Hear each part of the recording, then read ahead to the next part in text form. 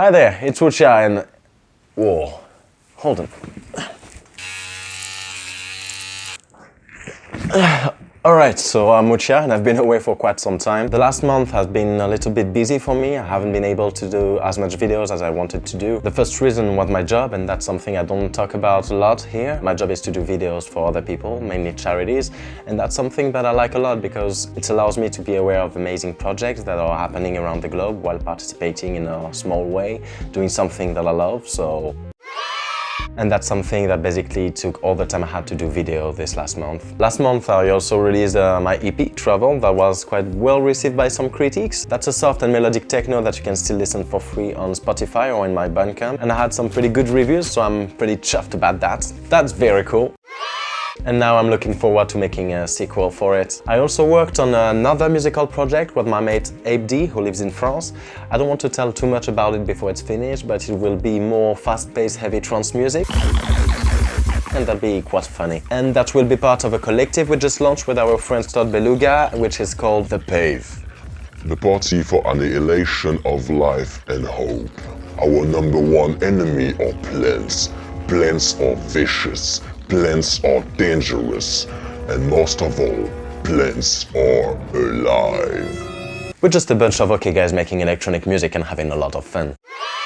And P.A.V.E.'s event last month in Paris were the last gigs I've played, which leads me to something I wanted to talk about today: how to set up a live set for live performance in Ableton Live. There is a whole world between just pushing a button to play at the beginning of the concert and having a playlist play all by itself and playing every note in your set, and you can do pretty much everything you want between those two. So it depends a lot on what you want to do with your live set and how you want to do it. It can be very confusing at the beginning, but I'll show you my process and how I did 2 different settings to do my live performances, and hopefully you can find your own process with that.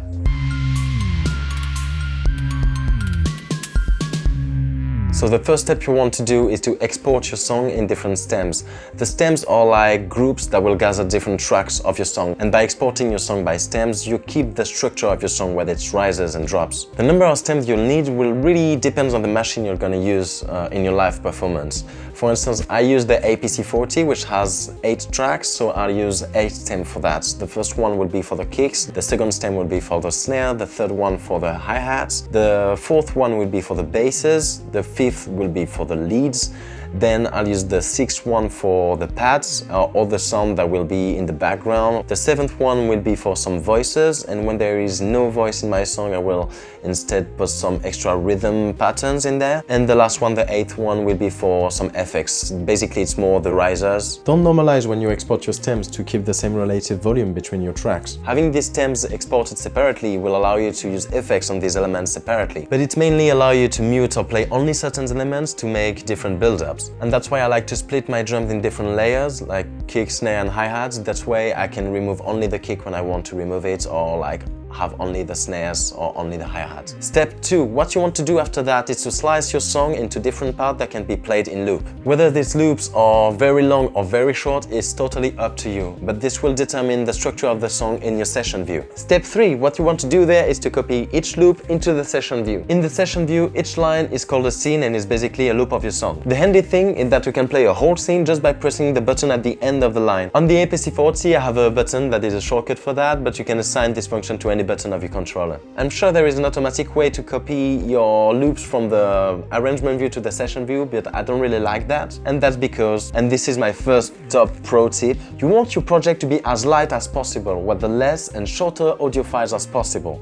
Because if your project is too heavy, your computer will have a hard time finding and reading all the audio file fast enough. And then this little icon will light in orange. And when this motherfucker light in orange, it means pain. It means that some audio files are not read fast enough. And then you're entering a world of suffering. It means that some audio files will not be read and some others will just stop reading. And you don't want that to happen. It's like you're playing a guitar solo and someone just unplugs your guitar. So to avoid that, I do something that is quite time consuming, but I think it's worth it. So I take each loop of each stem and I see if I can find the shorter loop possible. And then I cut that and consolidate it, or you press Ctrl-J on your keyboard. And then I copy this little loop into the session view. And don't forget to activate the loop for your consolidated sound samples. And when a loop has already been used, I copy the one that I already consolidated, so it's linked to the same audio file and the project stays light and clean. Pro tip number 2. Use the remove stop button function. If you have a loop that stays the same from one loop to another, you can right-click in the session view and use remove stop button. Then when you play a scene, the loop that was playing beforehand will just continue playing. And visually it's also make it easier to know where you are and recognize your loops. For instance, I have this beat playing, and then I replace the bass with the one that was playing before.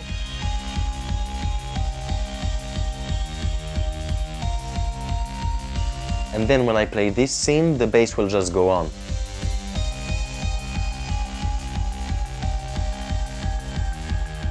Pro tip number 3. You can write the BPM of each track in the scene's name. That way Ableton will automatically change the BPM when you're playing that scene. You can also use that to write the signature of your songs, if it's in 3 beats or 4 beats for instance. Ableton will color the play button in orange to let you know that it understood the info that you've written there. Step 4. When you've done copying all your sounds into the session view, you want to add effects to play with. The most common used effects are low pass and high pass filters, reverbs and delays, but you can create more complicated effects with effect tracks. I won't go into that in this video, but know that you can download effects that are already made by really talented producers. With this configuration, you can put effects on each stems or on your master track. I like to use some dub delay or some low pass filter on my master's channel, for instance. I like to have control over my whole drum set or the rest of the instruments, so I added 2 extra tracks to my project. One that I'll call drums and one that I call everything but drums. So I've sent the 3 drum channel, kick, snare, hi-hat to the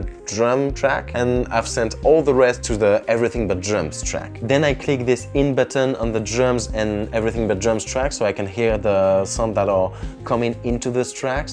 And then I can use effects on these like group tracks. So I can put a beat repeat on the drums that will affect all the drums, or I can add other effects to the other tracks that will affect all the instruments but the drums. And then I control these effects with this extra MIDI controller that I use only for this kind of shortcuts. And actually I use the second MIDI controller because it has a sound card, so it's like a sound card with extra buttons for shortcuts for extra effects. So let's move on to the other type of live set I did. It's more aimed to improvisation, so you can't keep really the structure of a song, you will just have a bunch of samples to play with and improvise, so you create your song live as you go.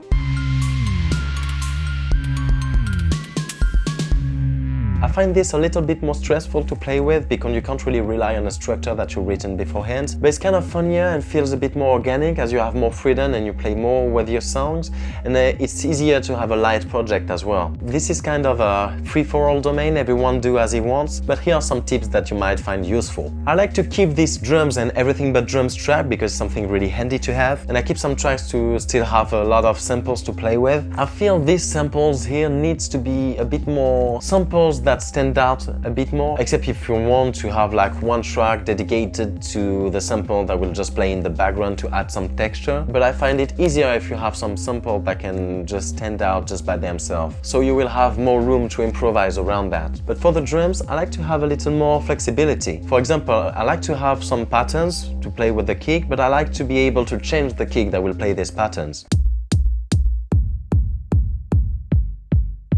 To do that, I use a MIDI track on which I put a drum kit, and in this drum kit I will put one kick that I want to use. Then in this drum rack I will duplicate the chain, so now in each chain I can load a different kick sample. Then in the chain selector I can assign a different value to each of the chains, and then I can link this chain selector value to a knob. Then I can set a minimum and maximum value for this knob, and this way by turning this knob I can select different samples that will be played. That way I can change the kick that will play any of these patterns. So I do exactly the same thing for the snares and the hi-hats, so I have different patterns for each of these and I can select different samples for each of these. You can also do one track for a whole drum set, so every value will change a whole drum set, but I like to be able to change the snare for instance while keeping the same kick drum. I like to have this kind of flexibility for my lead tracks as well.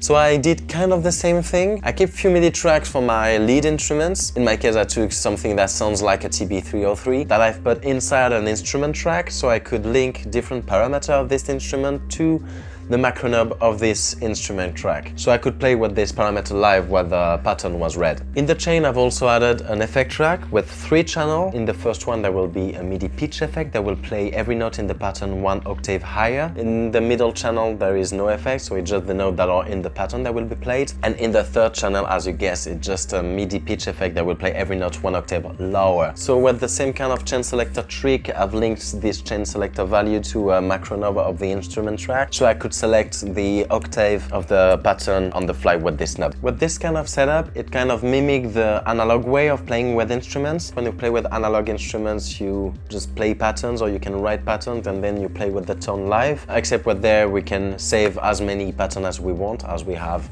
as many scenes as we want on the track. So playing with these drum tracks with a thin strap backed up with all the samples and effects that you have, you can really spend a lot of time playing and having fun reinventing all your songs to create a really organic live set. For your effects, don't forget that you can put them on each track or group or on your master track, but also on the returns track. That can be really handy. Once you have your whole live set done, don't forget to clean the files of your project. To do that, go to Files, Manage Files. Sorry, my Ableton is in French. Then click on Manage the project. And there is a button to see the unused files of your project. They will be displayed on the left panel, and there you can select and delete them. So you'll have less files in your project and your project will be lighter. There are also some custom firmwares for the APC40 or for the Launchpad to turn them into a live step sequencer, but I didn't try that at all, so I didn't get into that. Spend some time experimenting. Don't hesitate to check out online the effects that you can find. Some of them are free and made by really talented producers and are very awesome and can really boost your creativity sometimes. Have fun playing, experimenting and transforming your tunes, and I'll see you next time. On s'en balèque? Hein? Quoi? On s'en balèque? Ah le bâtard! Il passe! J'ai l'impression d'être flou. J'ai raté ma phrase.